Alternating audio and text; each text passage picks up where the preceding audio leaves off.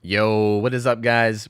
This is going to be another tutorial video. This video is going to be about the tiles that can spawn on the Macmillan estate maps. So there are a bunch of different sub-maps on DBD, for instance, like Coldwind Farm, Macmillan Estate, Autohaven Records, and each of those have different maps. Like, for instance, Coal Tower, Shelter Woods, Ironworks of Misery are all Macmillan Estate maps. And we're going to be going into the Macmillan Estate maps, showing you what tiles can spawn and their strength, as well as where the totems spawn on those tiles. Now, this video is kind of meant to be tied into my actual map videos that show you the map layouts and show you where things can spawn, so you can learn where to look.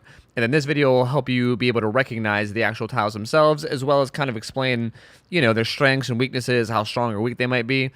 So it's kind of more of a video that's supposed to be tied into those. So I'll probably link some of those in the description. And I also want to let you guys know that this is going to be done without a script. This is my first tutorial video I'm ever going to be doing without a script. You guys probably don't care, but I want to let you know that the voiceover is going to be a lot more casual. It's going to be less robot sounding. I'm not a fan of that. So anyway, let's just hop right in and we'll get started. Let's go.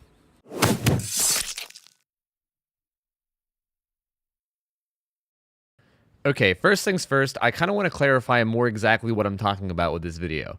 Now, for instance, this map is the map that I used in my Coal Tower guide, and it might look like a mixed up jumbo of squiggly lines and, squares, but it's actually a map that shows you where everything can spawn on Coal Tower. Every single red square is where a structure will spawn. Every single yellow squiggly line is where those are all the individual tiles, which are basically where things will spawn. And basically how maps work is each one of those yellow squiggly lines, something will spawn there. It's a randomly generated kind of tile where there's, say, I don't know, 7, 8, 9, 10 different kinds of tiles that can spawn there, and it just picks one randomly. So in this video, we're going to be going through showing you all of the tiles that can potentially spawn where those squiggly lines are.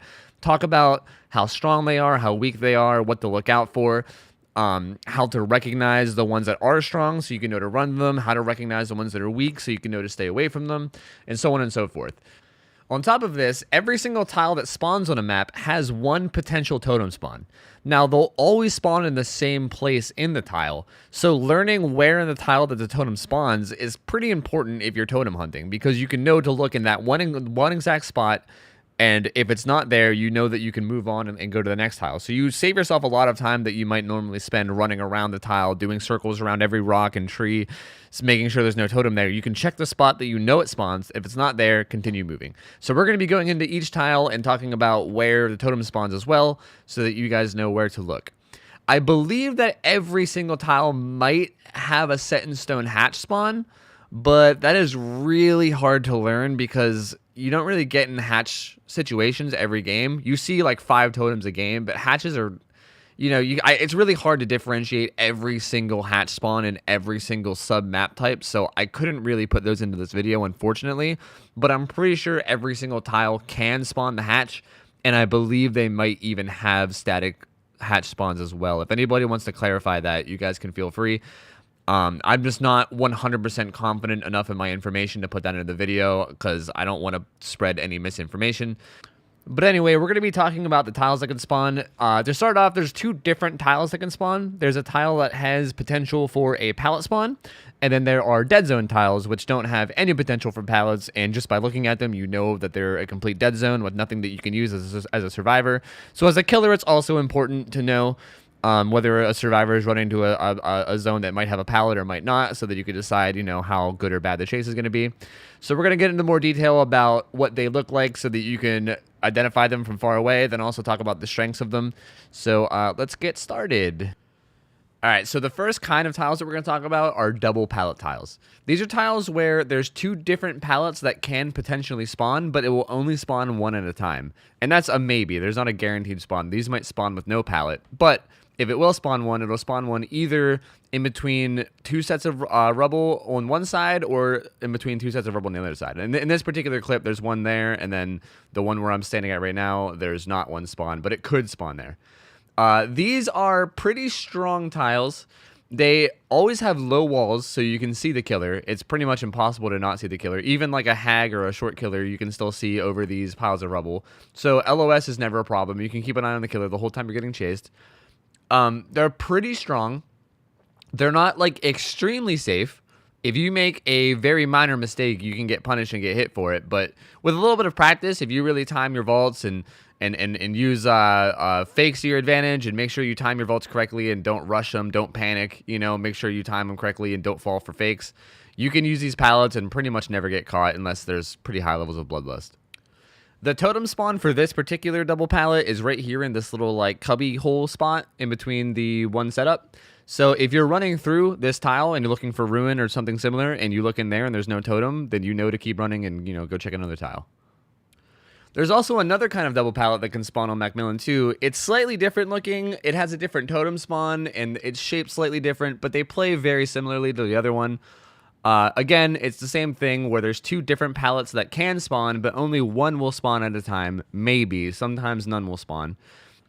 As far as how strong it is, it's literally the exact same as the other tile. It's strong enough that if you play it correctly, you shouldn't be getting hit, but it's also just on the fence where if you slip up a little bit, if you're the kind of survivor that panics a lot in a chase, if you're not comfortable playing pallets and you slip up and make like a second worth of a mistake, you will get hit. So you got to be real careful with these pallets, but they are safe if you know what you're doing. The totem spawn is also kind of in the side in this little like cutlet here, this little inlet. This one's one of the harder ones to know because there's not like a real set in stone like hole that it spawns in like in the other one. But if you run by and you could recognize where that is, then you can kind of just know whether the totem's there or not. Okay, moving right along, we're going to be talking about the tree rock tiles, I guess is the best way for me to describe them. They're basically pallets that spawn in between rock and tree structures. This one that we're looking at right here is probably one of the weakest. These are significantly weaker than the double pallets because they actually have higher walls, like the rocks are bigger, and it's hard to see over them. So LOS kind of gets blocked from the killer. You can't always see the killer and exactly what he's doing, which leaves a lot more room for like mind games, for moonwalking and showing your red light and all that stuff. And this particular tile is actually probably the weakest of all. The rocks are very, very big and they don't really leave a lot of room for vision. So of all the rock and tree tiles, this one in particular is just one very large rock on both sides is basically what it is. With the tree, there's kind of a tree there too, but it's essentially just two very large rocks. This is by far the weakest of them all. Keep in mind that unlike the double pallets, there's only one potential pallet that can spawn on this, and it's in between the two rocks. There's not like two different ones that can spawn. It's just this one. If this pallet isn't here between these two rocks, then this tile just won't have a pallet. The totem spawn for this is actually not in the rocks where the pallets are. It's one of the only tiles on Macmillan. It might actually be the only tile on Macmillan where the totem actually spawns behind it and on a different rock structure. So it spawns on the rock that is away from the pallet. So if you're running the pallets, if you see like the two rocks that are attached to the pallet, it's on the one behind it. I think that might be the only one that works that way on Macmillan. The next one we'll look at is another kind of rock structure, but it's slightly different. It's really hard to tell these apart, but you kind of get the hang of it as you play more and more. You start to see these tiles, and you can kind of just tell which one they are by seeing like one or two of the rocks. For instance, this structure here, I can always tell by this left rock here. It's kind of like a big like C-shaped rock. It kind of has like a little inlet there, which is actually the totem spawn. The totem spawn's in that little inlet. So keep that in mind. The totem spawn's right there. And this is probably one of the safer pallets because the rocks are not that big. The one on the right side is actually pretty big, but the one on the left right now is pretty small, and you can see the killers over it. On top of that, the size of the rocks are actually pretty big. So when you're playing this pallet, as long as you stay on this side that my Dwight's staying on right now, as long as you play that side of the pallet and not the other, it's decently safe. You shouldn't hopefully get hit here if you play it correctly, although again, it's very touchy. If you misplay it even slightly, you'll probably get hit, and as a killer, it's not necessarily always worth immediately kicking the pallet. You can probably get mind games and eventually get hits on this tile, so you definitely got to be a little bit careful. All right, the last tree rock structure is probably the most safe.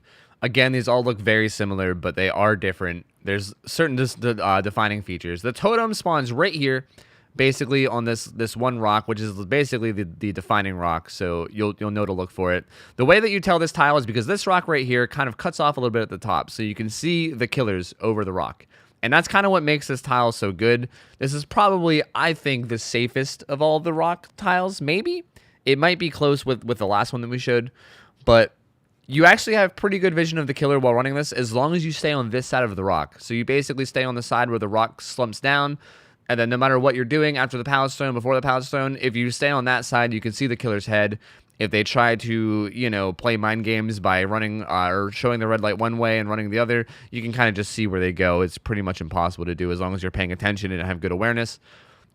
And that's pretty much all there is to the tree and rock tiles. And those are probably the ones that spawn the most on Macmillan, so they're the best to know how to identify and how to play. Moving along, though, we're going to go to the path. This is kind of an interesting thing because some maps have a path, some maps have multiple paths, like Groaning Storehouse, and some maps don't have a path at all, kind of like Shelter Woods. But a path is basically what I'm showing you right now. It's basically like a large clearing where you can run down, and on the sides of the path, there's unique tiles that will spawn only on the path.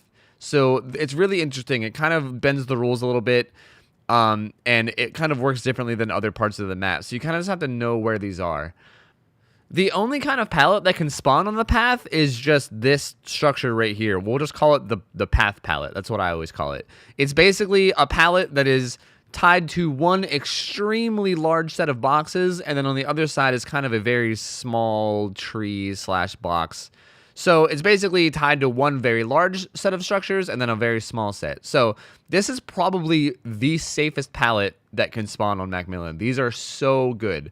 As long as you stay on the large side, the killer has no chance of hitting you. Even with Bloodlust 3, he will not catch you. As long as you don't get caught on boxes and you stay on this large side. But keep in mind that if you don't stay on this large side, if you try to play this small side, like I did for 2 seconds right now, it is not big enough. These trees and these boxes are not big enough, and he will be able to hit you. So you have to make sure that you stay on this larger side to the left and stay away from the smaller side on the right. This is the side that you want to stay on for sure. If a totem were to spawn on this tile, it would spawn on the big side of the loop on these big boxes in this little like cubby inlet thing. If you haven't noticed, that's kind of a common theme in Macmillan and pretty much all the maps where when there's a little inlet, like a little hidden place, that's usually where the totem will spawn. It's also important to keep in mind that on the path, both sides of the path are the same tile. So this other side of the path that has boxes that look kind of similar to the side with the pallet is actually a part of the same tile. So the totem will still spawn on the side of the pallet is. And it's also good so that you can identify where the pallet is, because if you see either sets of boxes, you know to look for it.